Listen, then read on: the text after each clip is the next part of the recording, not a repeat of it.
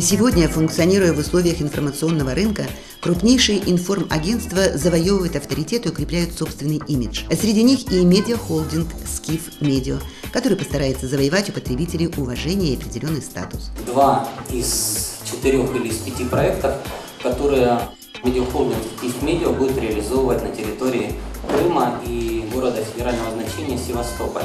Первый проект пресс-центра.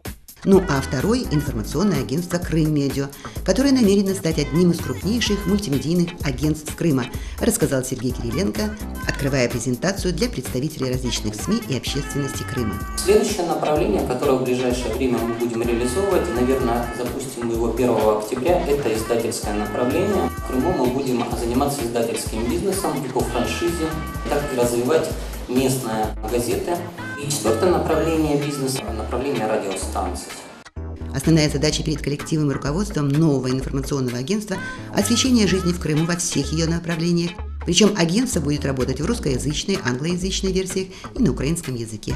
И потом это еще и бизнес-проект, который предлагает огромный спектр услуг как для бизнеса, так и для организаций, ведущих общественную деятельность.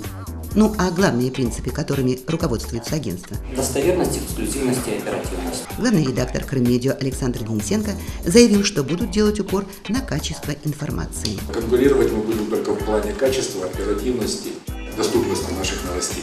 Помимо основных информационных продуктов, агентство осваивает дополнительные виды услуг, среди которых предоставление видео, аудио и фотоматериалов, проведение пресс-конференций с возможностью видеотрансляции, телемосты, семинары, тренинги. Главная фишка – это информационное агентство, которое является первоисточником информации. Сердцем, наверное, всего медиахолдинга, потому что она держит руку на пульсе жизни крымчан и Крыма.